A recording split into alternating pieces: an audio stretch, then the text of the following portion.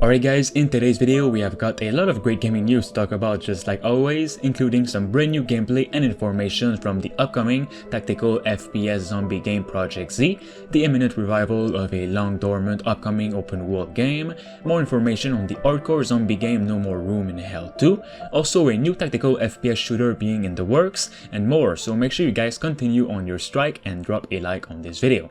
Now let's get started. First of all, we're gonna talk about Project Z, a really promising upcoming tactical FPS zombie game that can be played both in single player and co-op.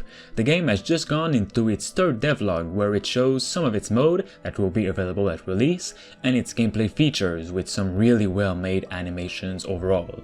Before we go into it, Project Z at its core is an FPS developed by 314 Art Studio, a small indie company looking to push the zombie genre into new and fun environments. In this completely free-to-play experience, which won't be a pay-to-win game, don't worry about that, you will have to fight a ton of zombies in an interesting story about players who devote themselves to discover the secrets of the German island they crashed on during World War II. This is an island you weren't supposed to discover, but you did, so you'll have to explore. Additional players, up to 4, with different abilities will be available, and the game is said to be mainly inspired by Left 4 Dead in terms of mission structure and Escape from Tarkov. Construction of the main base where you can relax and buy new stuff, craft new objects and such will also be available to you, including the recruitment of new NPCs and players. What's gonna be real different about this game is the absence of an HUD and the total realistic immersion. The ammunition will have to be counted, weapons taken care of, and your player well ready for battle.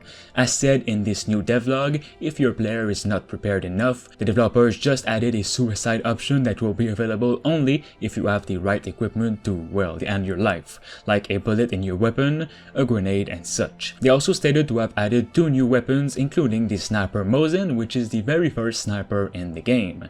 As you are on a German island, all graffitis and writing will be strictly in German, but you'll be able to translate it all only by looking at it. The developers have also started adding a bit of life to some of the maps that weren't finished, and they don't plan on censoring anything of the German army and symbols. Besides the story and main missions, the Horde mode will be available, which is, as you can see, heavily inspired by Call of Duty Zombies. You'll be able to put barricades, buy weapons, equipment, tonics, upgrades and such, but they will be more realistic based as opposed to Call of Duty. For example, buying this kind of drug will make you more alert for a moment.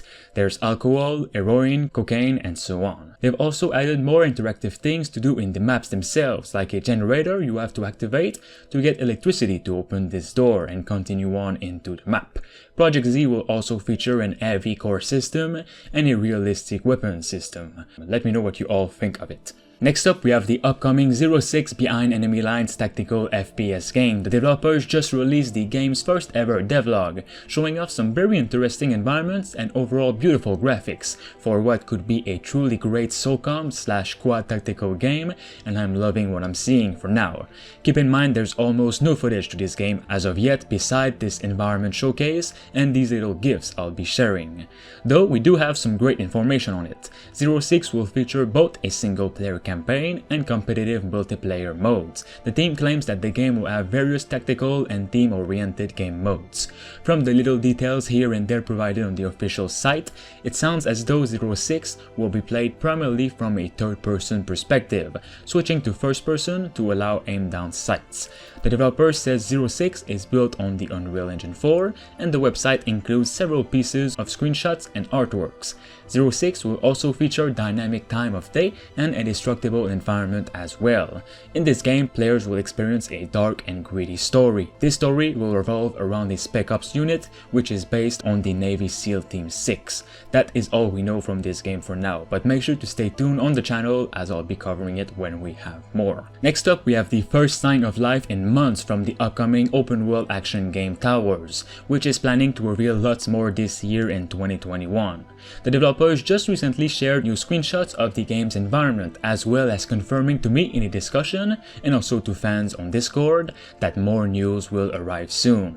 The team recently made a partnership with a publisher which will help immensely the development of Towers and also make it a faster one. I'm super excited for what they're gonna show this year, but at its core, Towers is an open world multiplayer survival game set on an island that suffered a cataclysm. It once hosted a great civilization, but something changed. Maybe it was magic, maybe it was climate change, and the island stopped being a welcoming home. There was an exodus and it was abandoned. Generations later, the descendants of this civilization, the players, have returned to the island with the intent on rebuilding civilization. But first, the island itself has to be rebuilt. The player has to rebuild the ecosystem completely, with each decision made influencing the course of a tree, plant, creature, and so on. You kill this plant, well, because of you, a species might become extinct. Thus, it might be attracting a more dangerous run to your location. The story itself in Towers will have to be found in the open world, and they were said to have some kind of demonic invasions once you start to build more and more with your friends. Some enemies are definitely kept secret until a later reveal too. Some creatures can also be tamed and put to work, while others are so large that they can be climbed on. You can even do some gardening on them. There's a dinosaur with a weirdly fertile back, so you can clamber up its tail, plant something, and then come back in a couple of days and reap the rewards. Let me know if you guys are excited for it. Next up, we have the upcoming Ninja Simulator project, which the developers want this to be a truly ambitious game. Since its announcement some months ago in fall 2020, the developers have been making major updates on some of its missions, environments, new enemies, and optimization. The development is doing super well, and they're currently making the first boss battle scene with a strong samurai. Now here's the game's official description. Silence is your ally. Darkness is your most trusty friend. Use them to get close to your enemies, so they will never even see your blade cutting them into pieces. There are over 20 words for sneaking in the ninja's vocabulary. He knows even more ways to stay unnoticed by the guards. In the game, you'll use all of them. You'll also have a variety of melee weapons at your disposal, which will help you in resolving problems in different ways. Perfection is the most important skill of a ninja. Perfection in combat, perfection in planning, and in execution. Without it, you will be punished for every mistake you make, so be extremely careful of every move, or death will arrive. Finally, we have some more information on the upcoming hardcore zombie FPS game, No More Room in Hell 2. No More Room in Hell, for those who didn't know, is a hugely appreciated zombie game which released back in 2011 and started as a source mod. It features Left 4 Dead inspired gameplay elements, but way more hardcore. No More Room in Hell 2 is set to launch into early access later this year, where it'll stay for roughly a year as the developers optimize, change, and add to the game.